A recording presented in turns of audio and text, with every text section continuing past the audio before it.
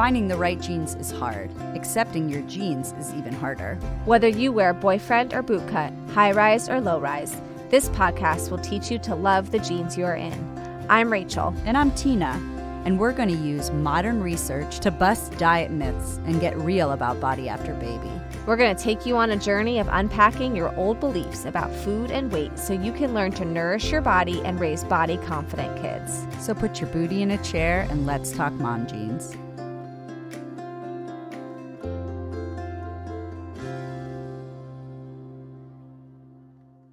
This episode you're about to listen to has a few choice words, so if you're listening with your children in the car, earmuffs. Thank you. Everyone, thanks for joining us today on Your Boobs. Boobies. Today we are bringing boobies. Today we are bringing on a fabulous woman who has dedicated much of her time supporting mamas out there in promoting positive breastfeeding or positive feeding experience. I first learned of her from my husband, funny enough, who they were college friends. And then I started following her on Instagram and immediately fell in love with her story and message. And I think it's great. I think you all will be impressed with the message that she is here to spread. But you know us, we have to chat a little bit about the science and facts before we can jump right into the fun interviews. Now, before we lose some of you who are like, ugh, breastfeeding, I didn't feed, another guilt trip, yada, yada, yada, we're giving a disclaimer. This episode is in no way here to shame or put pressure on anyone to have to breastfeed or anything like that. Personally, I, Rachel, was much more of a formula feeder than a breastfeeder. So I am one of the people who always rolled my eyes when hearing about like all of these breastfeeding, lactation consultant people, because I just felt like whatever you have to say, it's not going to help me. So we just want to make sure that in this episode, we are talking to Lauren and hearing her thoughts. And I think you'll be pleasantly surprised about how well-rounded her message is. And we just really want to emphasize that we understand that how you feed your baby is your choice. It is each mama's individual choice, and we wholeheartedly respect that. But we definitely wanted to dedicate an episode to our boobs because not only is this part of a body acceptance piece, but it's also a huge part of the postpartum period. And so we just want to say, hey, your boobs are a big part of this equation. We're going to talk about them. No pun intended. Big boobs. Anyway. Okay, here are a few facts about breastfeeding and nutrition. I'm not going to do what everyone thinks I'm going to do, which is give you specific caloric amounts that you need to eat while breastfeeding. It just doesn't work as black and white as we would all hope, or that it would make it a little bit easier. But I can tell you that you are literally producing food for another human. So you need to be able to fuel your body so that you can, one, rebuild and repair your body after giving birth, which takes a ton of time, and two, make enough milk to support a growing human. That being said, your body is able to communicate to you when it needs more nutrition. However, that can be challenging because, like I've said in previous episodes, for the first 8 months of my son's life, I had to go based off of logical eating and timing because I was so sleep deprived. My hunger fullness wasn't really connecting to me. So what I can tell you is that balance is key. Making sure that you have your macronutrients, which are carbs, proteins, fats, and color, and hydration. Drinking enough water is really essential to breastfeeding. Keeping a snack and a water bottle near you at all times is a little tool kit that I would suggest. And I could literally go into a whole nother tangent here about breastfeeding and quote unquote the need to cut foods out because the baby is having gas or another concern. This is the thing. This is the disclaimer. If your baby is pooping blood or having an explosion of a rash on their body that is outside of the normal baby acne rash stuff, then it may be necessary to avoid that certain food temporarily. But otherwise, you don't need to cut foods out. And again, I'm not going to tell you what all to do, but from a nutrition standpoint, I would say more so than not, you just keep eating normally. Babies are gassy. Their digestive systems are new and weak. So it's going to take time and they're going to be having gas. Plus, on the other part, it usually takes about a month or so, if you were restricting a food, to fully be out of your system before you would even really notice any improvements. So if you are having concerns about this, about your food, about breastfeeding, and how it is affecting your baby, then I would go and talk to your doctor and talk to a dietitian. Unfortunately, there are a lot of doctors out there that immediately jump to cut out dairy, soy, or whatever, and that's just infuriating. So hopefully finding a pediatrician that is a little bit more up to date and having a dietitian that can give you the real fact. That all being said, there can be foods that affect your baby while breastfeeding. And if you notice, then take a temporary break or just eat it a little bit less, but not completely cutting it out. So for example, while my son was in the 4th trimester phase, he was super fussy. He got even fussier when I had maybe some cream cheese or Brussels sprouts or asparagus. Like, it was a noticeable difference when I started to eat those foods. He turned into a different baby. And so instead of cutting them out or saying I can't eat any dairy, I just ate them in moderation. I still ate them. I just didn't eat them maybe every day or in larger quantities, and things ended up being fine. Yeah, I think those are good points, because I think that is one thing that mamas feel so overwhelmed with. Like, what do I cut out and what should I watch and yada, yada, yada. And I think your point is that babies and their stomachs and their digestive systems are much more resilient than we like to think. And I also think a lot of mamas maybe secretly use this as a postpartum diet. Like, oh, darn, I can't eat cheese because the baby, whatever, whatever. And I kind of just feel like it's hard for me to fully trust a mom's intentions when diet culture is also so prevalent. So I think giving yourself a decent, honest inventory at what your intentions are, whether or not this is realistic, and if you're just feeling a lot of pressure to make this work and you're overwhelmed, and so you're just cutting things out because you don't know what else to do, I want you to kind of pause and take a deep breath and think about just what your relationship with your body, with food, and with breastfeeding is going to be that's very balanced. Yeah. Okay, we want to give you a couple boob facts. Can we do Boob like facts. Okay, myth. Large boobs breastfeed better than small boobs. Not true. Yep. Why small boobs may need to breastfeed a bit more often than larger breasts is so they can produce a more adequate amount of milk for the baby. But the only time the shape size of your boobs makes a difference is when they're hypoplastic. This means that there is underdeveloped glandular tissue in your breast, which is essential to having a solid supply. Other people have had breast implants or reductions, and they worry how that will affect their ability to breastfeed. This is where you absolutely talk to your doctor, but it is stated in our research that reductions are slightly more at risk due to the reshaping of the tissue, but that doesn't necessarily mean that you are not able to breastfeed if you've had a reduction. The bottom line is anytime you're reshaping tissue, you have a chance of affecting the glandular tissue, nerves, and the milk ducts. Otherwise, talk to your doctor to get more details. Right now, we're going to transfer to the interview with Lauren, and she's going to help us weed some of this out. So, yeah, I got a lot of questions I got to ask. Personal therapy session. Here we go. Hey everyone, welcome to our interview with Lauren. And just FYI, you're going to hear a small child in the background because, yeah, hi, little man Henry's joining us for lack of a babysitter, you know, winging it. So that's hashtag real mom life right here. Real mom life. Gosh. Okay, so Lauren Archer is a 30-something mama to one cub. Her offerings include postpartum doula, childbirth and postpartum educator, and lactation support. She brings non-judgmental and unbiased support to families of all shapes and sizes. She is passionate about spreading how important postpartum care is for every parent, including families that grow via surrogacy and adoption, and supports all families regardless of race, religion, or the gender of their partner. She believes education equals empowerment. She never turns down the opportunity to chat with a parent, snuggle a baby, or eat a donut. Hey, Lauren. Hi. Thanks for joining us. Oh my gosh, thanks for having me today. Yes. And Henry's saying Henry's hey very too. excited as well. Oh man. So I love how in your bio, how you stated that postpartum care is really for every parent. So I'm not just going to be using the word mama, even though our podcast is called Mom Jeans. We want to honor all parents. So that being said, tell us a bit about yourself and the work that you do with parents.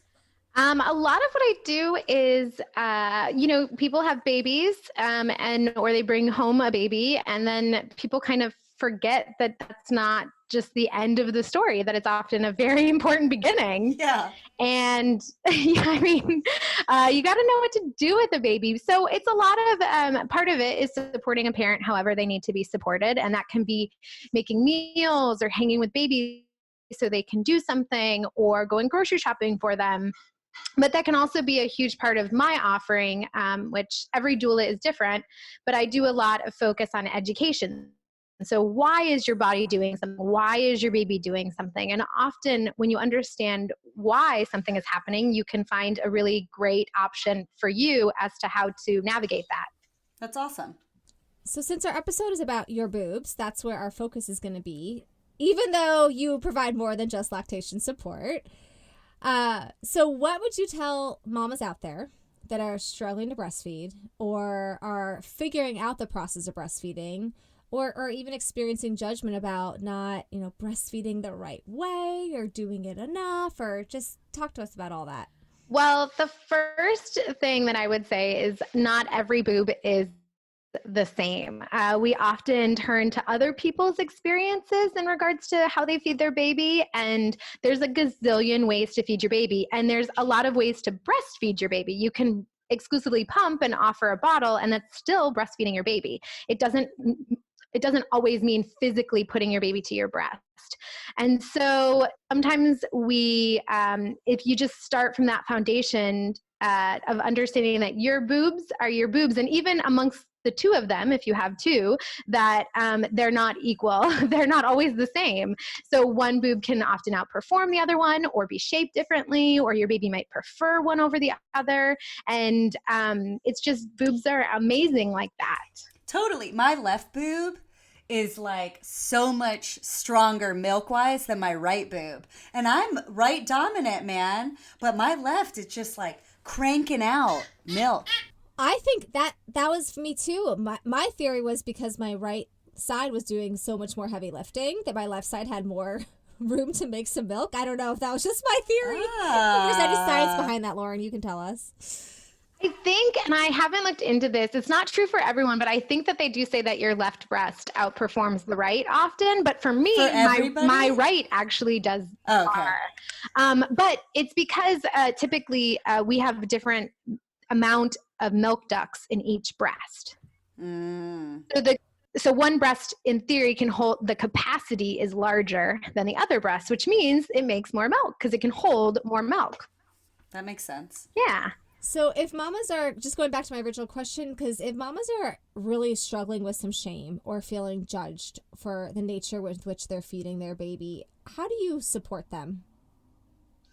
Well, usually I always remind them to, there's a ton of resources. So a lot of people, I think as birthing people, we often have the mentality that like, this was our choice and we have to suffer, and we chose to have a baby. So we choose to deal with everything that comes after that, which is totally a big misconception. The way we birth and raise children now is not historically how people birthed and raised babies before.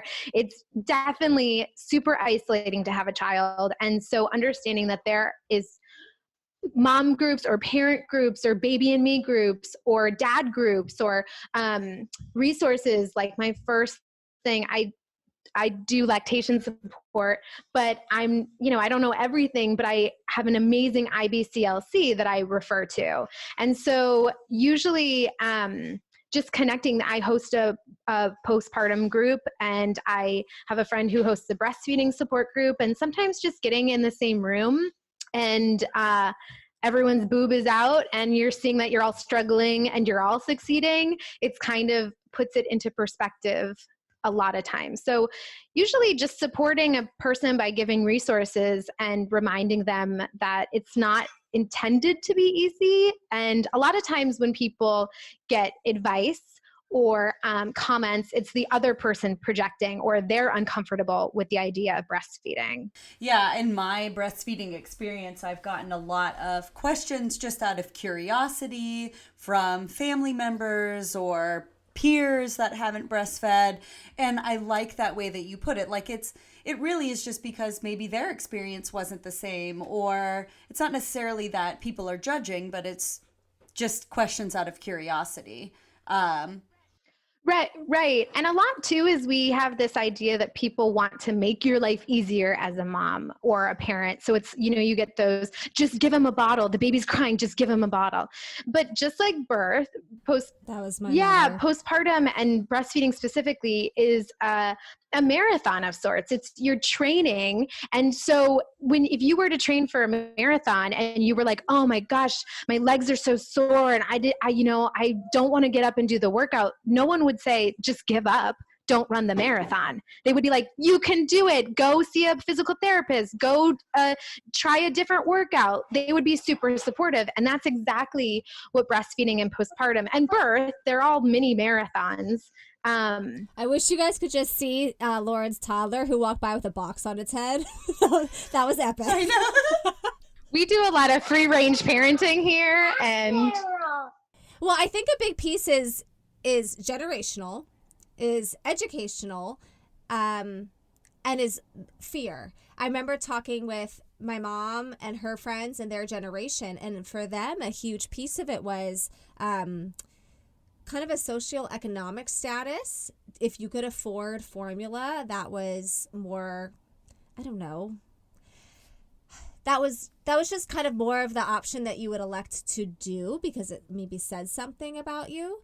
And then there was also a piece too where my mom chose not to breastfeed due to difficulties with it and just her discomfort with physical touch and physical issues. And so for her watching me navigate the process, she had so much anxiety about it because she couldn't understand it. She couldn't relate to it. She just felt like it was so much easier just to be able to see in the bottle how much the baby was getting versus in my breast. And so, a big piece of it was just really navigating, like understanding her experience and honoring her experience and her generation's experience and education, and then also asking for the respect that I navigate this in my own way. I've had family like tell me, hey, when they were in the delivery room, they delivered their baby, and then a nurse came in, gave him a pill, and it was to stop milk. Yes, my mom had that. And I was like, and they didn't even know. It wasn't like, hey, here's this pill to stop your breast milk. It was, here's this pill. Okay, I'll take it. And then immediate bottle feed. So it is generational. But my mom had C-sections, and the education back then was you couldn't nurse while you were on the painkillers. And so it was like if you had the C-section, you got the pill. And now we're learning that, you can have the Percocet for a few days, I guess, while you nurse. At least I did. But I don't know. What are your thoughts? How do you help people navigate that generational story in that? Usually I remind them, it's the way that we used to birth baby. I mean, in the 50s we had, partners being out in the waiting room. They weren't even a part of birth. We had this horrible birth history of like twilight births where they would just put down every single person under anesthetic and you would birth your baby. Like, that's my grandmother. Right. And so looking to the past is not necessarily what we want to be doing. And it's really great because we have so much more information about how the breast works, how a baby's mouth physiologically works, what is happening to your body biologically. And so it's really great, but it also can be really confusing because you might talk to an older generation and be like, oh, there's things like lip and tongue ties, or, my boob is doing this or my baby's doing that. And the common response is, we didn't have any of that when I was younger. We didn't have any of that when I gave a birth. And that's not necessarily a negative thing. I try to just change the rhetoric. And a lot of the times it's just education. And also, like you had said, honoring that person's experience because they did the best that they could with the information that they had, and which is exactly what we're trying to do. And it might be a different bowl of information and it might be a bigger bowl of information, but it's still, you're still just scrambling sometimes to do the best that you can, just like they were. Hey listeners, Tina here to share with you some exciting news. If you have been enjoying this episode chatting about your feeding boobs, then you are definitely going to enjoy what Lindsay is about to share. Hi, I'm Lindsay at Bare Bras, and we believe that women deserve style, comfort, and functionality. We know that body positivity is a really hard thing that people struggle with, especially after having a baby. And we want a product that make people feel good. You know, we have your back. We are with you. We stand with you. No matter what you feel about yourself right now, we think you're beautiful and we want you to be comfortable and happy. So our mission is really just to make women feel more comfortable in their own skin. We offer a range of beautiful colors and prints in a premium fabric, which is comfortable, functional, won't fall apart, and actually adorable to look at. They're meant to keep women dry during yoga, gym, swim, nursing, whatever you do, they'll keep you comfortable all day. Right now, we'll be giving away one free bra during this giveaway. And remember, you can always use Love of a Little One's personal 20% off code, which is Lauren20. So yeah, we have partnered with Bare Bras to do a giveaway on our social media pages. You can find us on Instagram at Mom Jeans the Podcast or join our Facebook group, Mom Jeans the Podcast, to find out details about the giveaway. But hurry, the giveaway launches the day after the podcast episode drops and is only open for 6 days. Okay, back to the episode.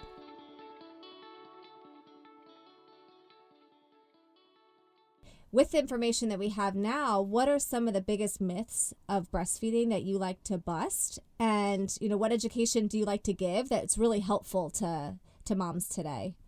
Well, the biggest myth is when you can't decide whether or not you can breastfeed based on breast size. And no one can look at your boobs and tell you that you cannot breastfeed. That is a huge myth. I get a lot of clients saying, I received, a nurse looked at me or my mom suggested that because I have small or big boobs, I can't breastfeed. And let me tell you, every single person can breastfeed. Typically when we see that there's not an ability to breastfeed, it's either a lack of information or a legitimate medical reason. It's very rare that when someone's just like, oh, I just couldn't breastfeed. Well, there's usually a reason why. They might not understand that reason or have investigated that reason, but there typically is a reason why you can't breastfeed. I had a friend that gave birth at the birth center that I gave birth at. That was a lot of birth. But she was saying that the midwife had said, oh, yeah, you weren't really going to be able to breastfeed because of your coney boobs. Like her boobs are cone shaped. And then as a result, she doesn't have enough like muscle or breast mass. Right. So a common myth is the way that your breasts are shaped or your nipple size. You can breastfeed with big nipples, round nipples, small nipples, inverted nipples. You can breastfeed with really any kind of A cup, B cup, any kind of different shape. Every breast is not made the same. And it's interesting because you just can't look at someone because you can't tell how their milk ducts or how their body works.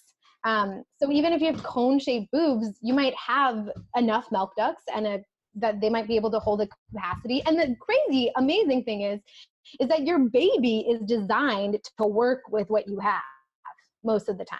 So the only times where it is like an issue is if there's like a physiological issue, like a tongue tie or lip tie, where they can't transfer milk appropriately because they can't wrap their mouth around the nipple or use their tongue in the correct function. But just like with the education, now we have, a lactation specialist should be able to catch symptoms and be able to see that. And you can go and get that revised, and then your baby works. If you do what you're supposed to do, then in theory, you'll be able to have a successful breastfeeding journey. That's interesting to know. Thanks for busting that myth. Yeah. Right. And it's kind of crazy because like I couldn't look at you and be like, you're going to be a great runner or you're going to be a great drawer or you're going to be able to, or like, oh, I can tell by looking at you how many beats per minute your heart beats. So it's ridiculous that someone would look at you and be like, based on the shape of your breast or nipple, I can decide what's internally happening. That doesn't make any sense. Yeah, I have had friends say that they felt like they couldn't breastfeed because their breasts were big. And so it was just really hard for them to kind of navigate that. Right. And that would be like if I have a client with a larger chest, then it's kind of figuring out how to position baby and how to position themselves in order to make it comfortable for people. And it's a really a big shame because a lot of breastfeeding, there's a mental component, just like parenting is a mental component. And so when I see a correlation, and this is totally based off of my experience, that when someone gets something negative said to them right from the beginning, their journey is that much harder because not only do they have to go over physical hurdles, which are the easy part, but they also have to go over mental hurdles. Because if you sit down every single time to feed your baby and you have that in the back of your mind that you cannot, that is your body responds. Yeah, I think a huge piece of this is psychological. I mean, you mentioned that feeling of discomfort and being uncomfortable. And I think when someone feels uncomfortable, it's really hard for them to not feel like this is not right. Like just because I'm not feeling right, therefore it's probably not right. And so a huge piece of navigating, I think, your relationship with nursing, with breastfeeding, with feeding in general is kind of trying to navigate, am I uncomfortable and I need to problem solve here? Or am I uncomfortable and I need to listen to some sort of intuition, and kind of just doing almost a therapeutic process through what that feeling symbolizes. Right. And that's why I tell people to put services on their registry. Like your baby doesn't need a rattle or another onesie or a pair of socks that they will never use, but every single birthing person who chooses to breastfeed can use the services of a lactation specialist or an IBCLC, which is an international board certified lactation consultant.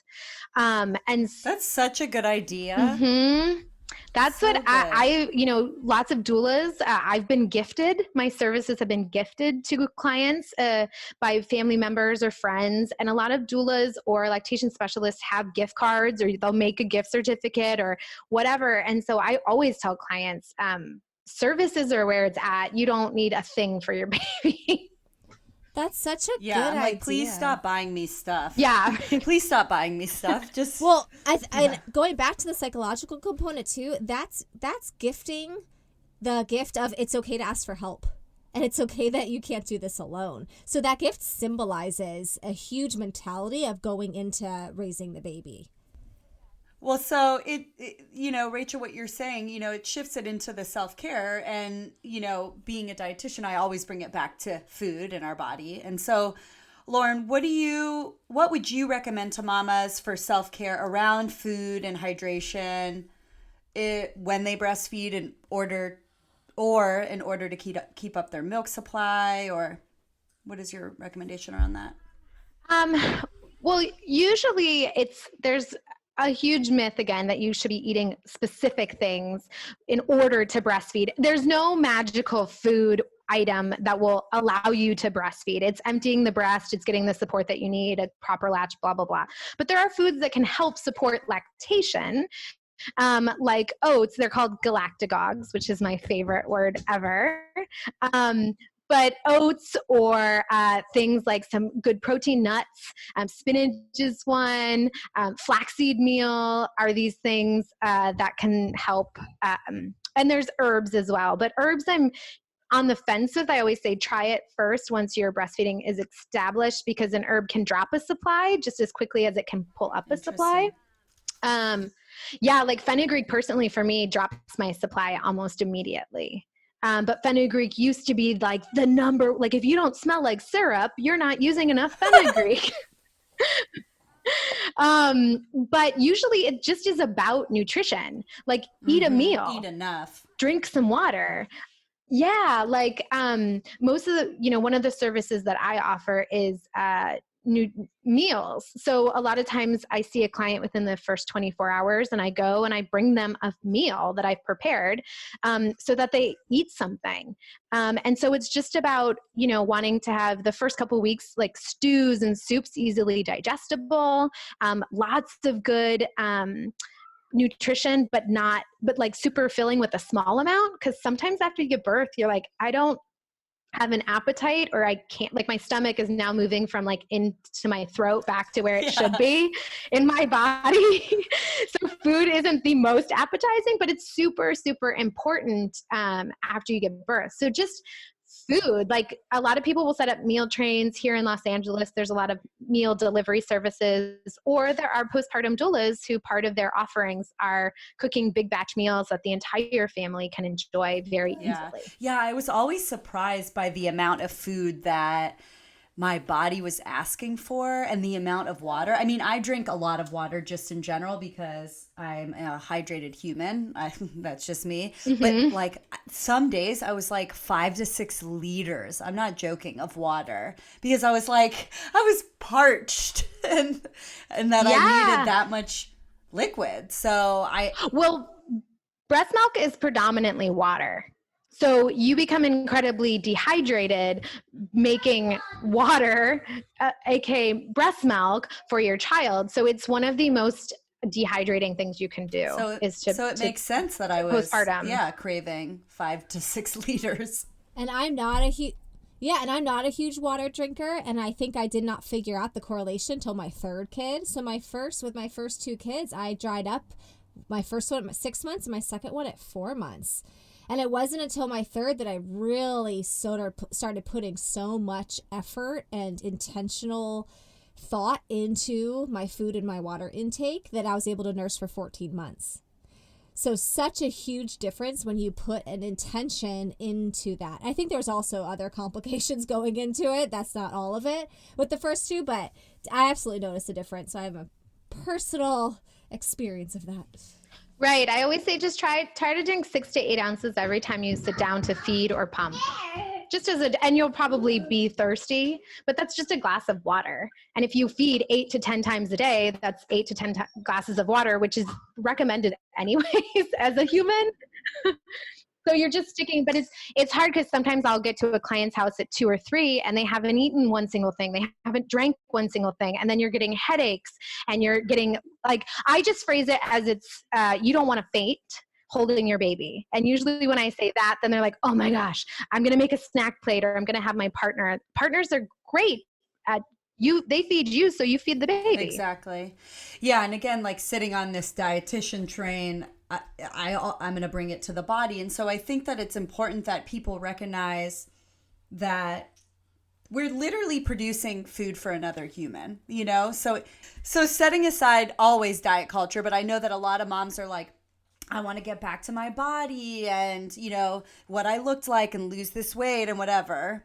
We have to be able to focus on feeding our child. And so that may mean we need to sit at our higher weight or nourish our bodies more to be able to produce enough breast milk to feed our child. Do you have any thoughts around that? Yeah, I mean, breast milk burns additional calories a day. You want to be able to consume enough calories. It's just about hitting that mark where you're satisfied and your body is able to do what it should do. So yeah, I always say if friends come over, they need to do a chore or bring a food item. Breastfeeding and I feel like right off the bat, I'm like, okay, 4 weeks in, I'm going to start pumping so I can save up my supply and I'm going to go back to work at 3 months. And I felt this like unnecessary pressure around, I need to be pumping every 2 to 3 hours.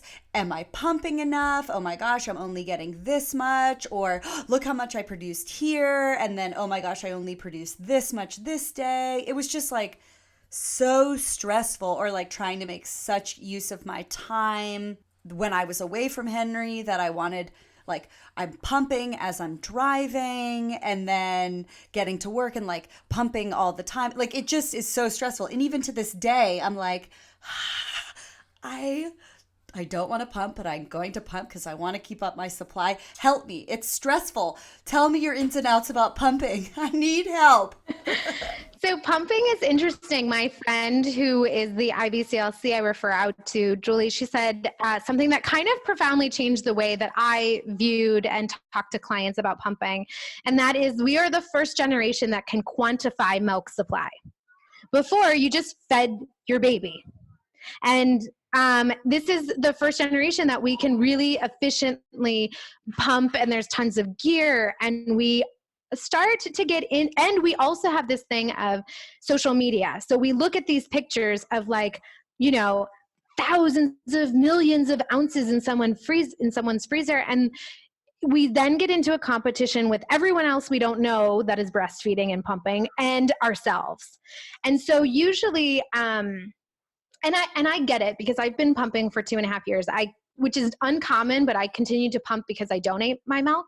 And so I totally get it, because you sit down and you wash your parts, and you sit down and you make time, and you pump, and you get something that you aren't happy with.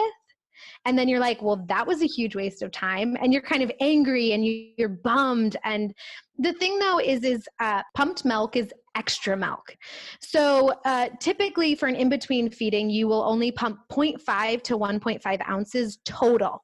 That could be 1/4 of an ounce each breast, and you're well within a typical range, which when you look inside a bottle, you might be like, that is quote unquote nothing. And then depending on your milk duct capacity, whatever you pump for an in-between feeding, you'll get roughly about double that for a feeding or a pump session that you do in lieu of feeding, which would mean you offer your baby your bottle and you fully pump an entire feeding.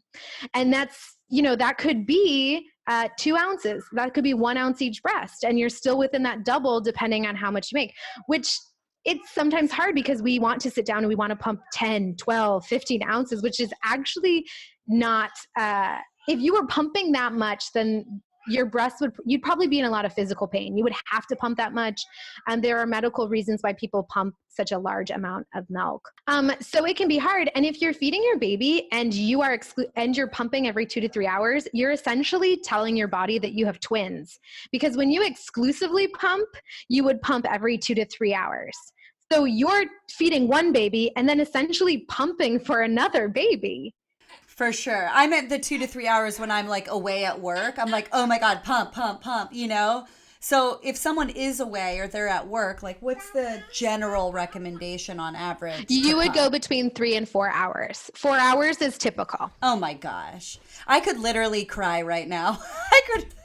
Right. And the thing is because your body is such this amazing machine and it syncs up with your baby, then in theory, whatever you're pumping when you're away from your baby is how much your baby is pulling from your breast, how much they eat. So we think like we should be pumping so much, but maybe your baby is only eating 9 ounces for a 9, which is fine because it's 1 to 1.5 ounces for every hour since your last feed. So if you're gone for 9 hours, you really only need 9 to 13 ounces of milk. So most people, once they start going back to work, they overfeed their baby. And while you can't have the negative health reactions of overfeeding a breastfed baby, what you're doing essentially is wasting milk. And you then your body isn't able to keep up with something because that's not the way that your body works. And then you feel like you're not pumping enough, like you need to pump more, like your body is failing you.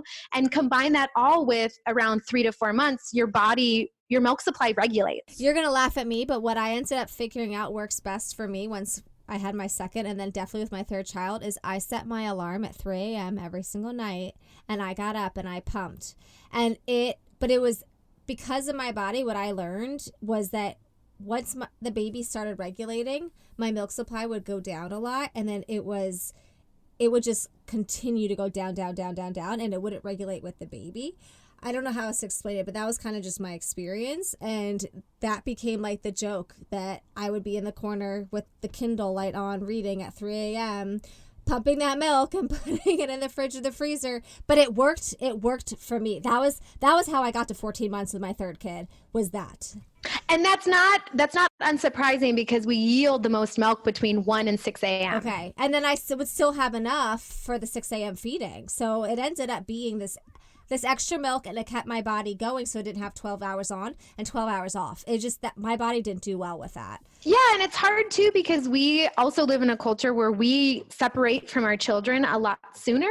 So this idea that we need to have this stash, or like we might be going out, or we might have other work commitments, and so we're away from our child longer amounts of time, where in theory, some people pump one day and whatever they get is what they leave for their child. They don't keep any stash. But if you're like, my job requires me to go out of town, or my job requires me to have extra hours, then we start feeling like, oh my God, my child is going to quote unquote starve is then you are playing with that mental aspect of, I need to be doing more. I need to be doing more. I was gonna say, that's a good point about our culture, though. I mean, and the reason why I had to do that the most with my third is because I left my third the most. Like, I would have to go out with my oldest to do his little field trips, and I would leave my third, and I'd have to go on and do different things or go back to work or what have you. So there was an element of, the culture and the birth order and our scheduling being something where I did need that stash. So that's a good perspective when I think back at that. Whereas with my first, I didn't go back to work and I didn't really leave him. He was with me all the time. It changed as our family evolved. Right. And it is hard for second or third or fourth time parents because you have to fit in a pump session somewhere. You have to, rely on your older children being like, okay, I have to go and pump for the baby instead of hanging out with you, or things like that. And we're lucky that our technology for pumps are moving into hands-free, no cord pumping, which is great. And one of the things I'm looking forward to using when I choose to have a second child. But it can be hard to find time to like be attached to the wall and attached to a pump when your older child is like, I have to go to the bathroom. Oh, every time I would sit down to pump for my third would be when the numbers 1 and 2 would just get into a brawl on the floor. It was just like 3 a.m. was the only time I could pump in silence. So that's going to be my time. Yeah, that's working very hard for your baby. That's amazing. Do you have a favorite breast pump? No, I really don't. It's just like bottles. It's typically not the pump, it's the way you use it. So making sure that you have the correct flange size. Medela and Spectra are the two most common ones, but there's some other pumps that are coming out that are amazing, like the LV or the Willow, where there's no cords. You just charge them and then you stuff them in your bra and you pump. And they are more on the expensive side, but for someone who is always at work or like taking meetings, having something discreet and hands-free can be really, or with second, third, fourth children can be worth the extra $200. Or if you're driving in the car pumping and you don't want shards of plastic to enter into your boobs if you get a car accident. Like, someone had mentioned that the other day and I'm like, oh my gosh, I'm literally going to be impaled by my breast pump. Oh my, I've never thought of that, and I pump in the car the most because it's the most efficient. Totally. And like people are, hey, Austinites, you all can see my boobies because if I'm driving, I'm pumping. Yep. My friend's husband's actually one of the ones who was on the team to develop the Willow. Really? Oh my God. Yeah, up in get us that breast Menlo Park. pump. No. I know. It was really cool. It was a 3-year process watching him be on the team that developed it. It was cool. Oh, that's awesome. So switching gears a little bit, what are some good ways that parents can get a special feeding bond with their baby, even if they are formula feeding and they're not breastfeeding? Well, and this is a good question because this is the one that I hear the most with clients that are formula feeding of, I'm afraid that my child and I are not going to have the same kind of bond that I would if I were breastfeeding. And it's really a myth. I mean, your child doesn't love you because you have a set of boobs. Your child loves you because they love you. And so you can still do a lot of things with formula. Is you can feed shirt off. Nuzzle them in next to your wonderful pillows and nature's pillows and cuddle them. If you have breasts, a male partner, a male parent can do the same thing. Talking to them. A lot of times we kind of zone out and we forget, but typically a bottle should take between 10 and 15 or 15 and 20 minutes, depending on the size of the bottle and the age of the baby. And so that's 20 minutes where you could be telling them a story. I often say, talk about your day, or tell them, explain what's in the room, or tell them about yourself. So just having that connection, it doesn't come from breast milk, flowing out of your boob and into their mouth. It comes from the fact that you're connecting with them. Yeah, I find a lot of the time, which I'm going to judge myself. Don't judge yourself, Tina. But like I scroll on my phone, while especially in the morning where it's like, I'm tired. He woke me up. I'm scrolling on my phone while I'm breastfeeding him. And then a lot of time I have to really yank myself out of that and be like, I want to enjoy this moment because this is that bonding experience. And yeah, okay, I'm going to tune out when I tune out, but. Right. And that's the thing, like I'm like, you don't have to connect with your baby every time you feed them. You can connect while changing their diaper. You can connect in a bath. I love baths. Baths are a really great tool to like bring the energy down for children, and you can get in and it's a playtime and you're like naked and just back to like being instinctual. That's a really great tool. Often when I'm with clients, I just, it can be boring to listen to nothing. So I just talk until the baby is like, what are we doing? Oh my gosh, we're going to put on your diaper. And whoa, that was a full diaper. And how's your day going? And oh, look at your thighs. Let me pinch them. And you just kind of talk to them. Cause it can be boring when someone doesn't talk back to you. And sometimes when you're tired, you can look at your phone, or I often say, find a podcast that stimulates your mind without reading, because sometimes reading a book is just a lot to ask of someone. But find something that stimulates you where your baby can also benefit from words being said. They don't always have to be said by you. Okay, so when we polled our audience and our listeners, one of the big questions we got is, why do boobs change or sag or shift or whatever post-baby and then as we age? Well, the biggest thing with that is that just like your body changes, wrapped around your milk ducts is skin and muscle, and so that changes, and that can shift the, how your breast is shaped. Also, we tend to think that they sag after you breastfeed, because what happens is your milk ducts fill up with milk, and then that makes your breast significantly larger in size. And then when it goes down, just like if you lost a bunch of weight, you might find that you have additional skin in places that you were like, oh, that's not as tight as before. However, that's not always the case. Some people, their breasts don't sag after breastfeeding. So that's a huge misconception. It's very common because of the way that breasts work. But I just remind people that that's the way that your body is meant to work. Again, we live in this society where we're supposed to be a specific ideal. And I don't know, I like my boobs, even though they're a little bit saggier. I never wear a bra. I love it.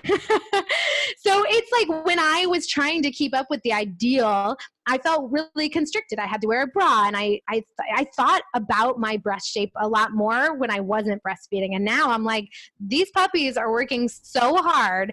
They look amazing. Body acceptance. Well, but again, this podcast is all about body acceptance. And so one of the reasons we're covering this topic is because, yeah, your boobs are a huge piece of body acceptance as far as accepting the ability for them to produce and feed your baby. And then post milk production and post feeding your baby after you've weaned, acceptance of how they've changed. I personally called my boobs, I call them my shriveled up raisins. They used to be nice juicy grapes, and now they're just little dried out little raisins. Yeah, my boobs definitely do not look the same, but that's okay.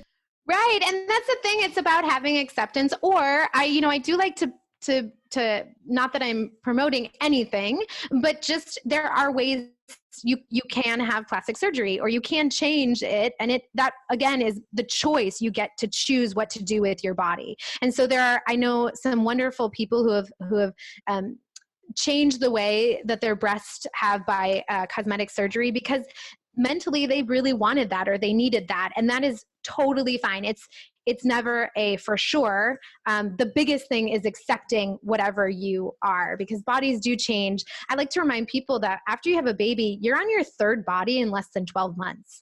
Which is insane. Most people are like, when do I get back before baby? And the truth is that, when you're pregnant, your bones shift. And so sometimes they don't shift back. They're not meant to. Your hips are supposed to widen. Your pelvis is supposed to be a specific way in order for you to push out your baby. And so I always tell clients to change their rhetoric. I like to do this a lot with people because sometimes just telling them to accept themselves is a hard thing. So I like to just change the rhetoric. It's not going back to baby. It's when, give yourself the grace and time to get to a place that you feel good about, and don't compare. I like to say you didn't leave your pre-baby body in the maternity wing lost and found. Like, you checked out with your body, and this is it. And it's just part of the process. Right. That pre-baby body was pre-baby. Now you have a baby. So that pre-baby body just doesn't exist because it just doesn't. Right, right. And we just live in a society where it's like hitting an ideal. And I think it's more about like being proud of your body and being proud of the choices that you make around your body, whatever those may be, and accepting your body in any form is really healthy. And it's also teaching your child. We have this idea that, you know, we're now shifting into raising this culture of people that are confident and kind and understanding and much more accepting of themselves and other people. But I often find that the parents will tell that to their children, but not actually practice what they preach. So I try to remind myself, like, you know, when I tell Cubby to look in the mirror because he looks really good, then on my way out, I should also look in the mirror and remind myself that I look really good. Yep. I love that. So is there anything else that you feel like you want to tell parents about breastfeeding, their boobs, formula feeding, anything along those lines? I mean, the biggest thing with formula feeding is how much you give your child is based off of their weight. And a lot of people don't know that. It's not on the back of formulas. Containers or boxes. And so that's a really big one because you can overfeed a formula fed baby. And so just like anything, it's not whether you formula feed or not, who cares? I don't. It's about using it correctly. Send it to us because we can link it in our show notes. Oh, perfect. Yeah, because it's based off of their weight. So that is the biggest thing. And then that's pretty much it. I mean, every parent, they're a mess in equal ways.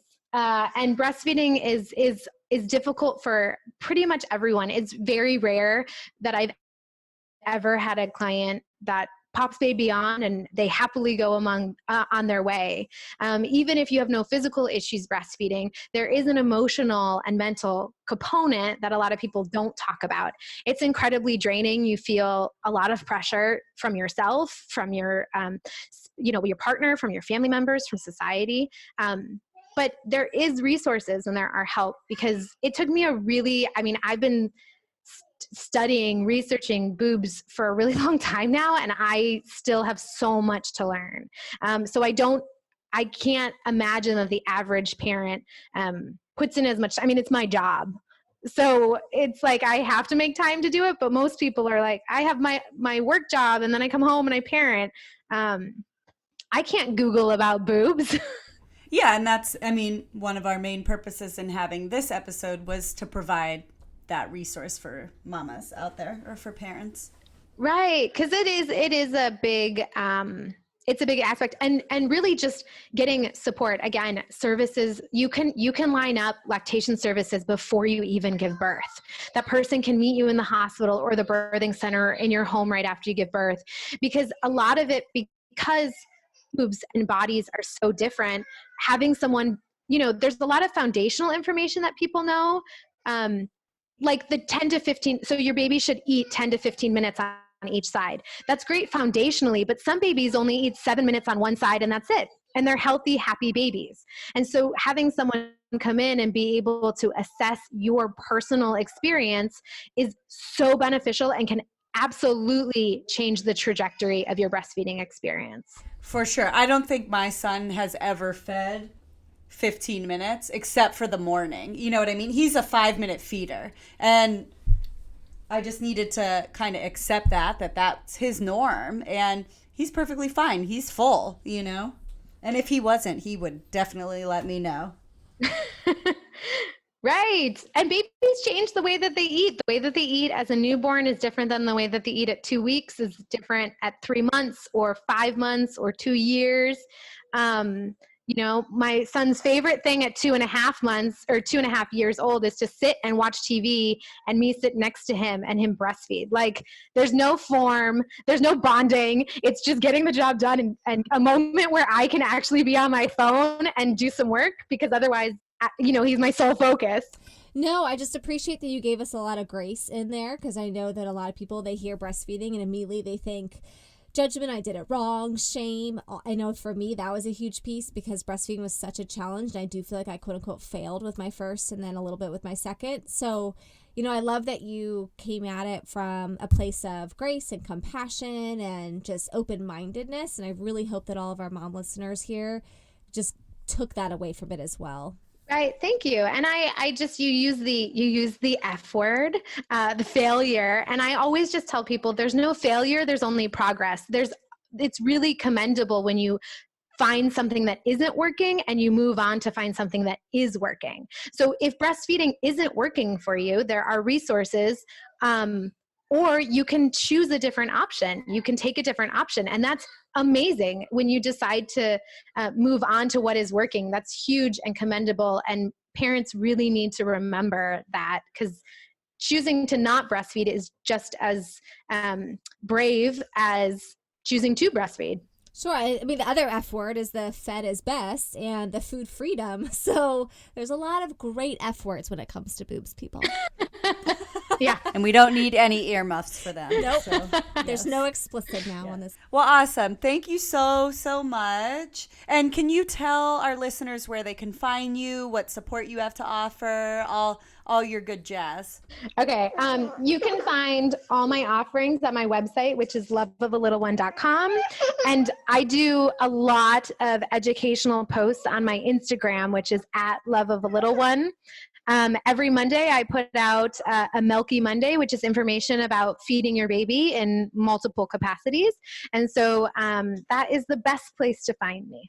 If you're in the Los Angeles area, I host a fourth trimester support group every month. Currently, it's being held at Village Birth in Eagle Rock, but you can go onto my Instagram and my website in case that moves.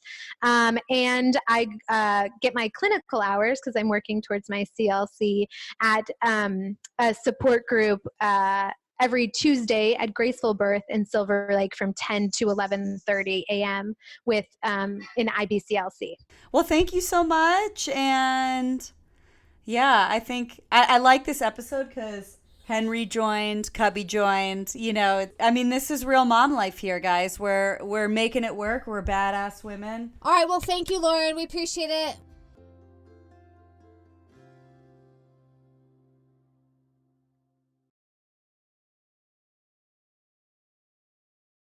We just want to thank you again, Lauren, for taking the time to chat with us today. I want to remind everybody that it's your body, your boobs. I appreciate so much that every mama and parent has their own journey that is right for them. If we can pull from our previous episodes, preaching on self-care and body love, I feel that we can pull this into this episode and it can accept that everyone's journey is different. And just because you have decided to breastfeed doesn't mean that you are doing it better, and vice versa. We are doing an amazing job by keeping our children alive and fed.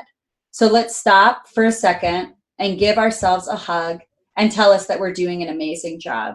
If you can take away anything from this episode, let's try to reflect where that internal judgment is resting about our boobs or our ability to feed our children and shift that into a positive reflection.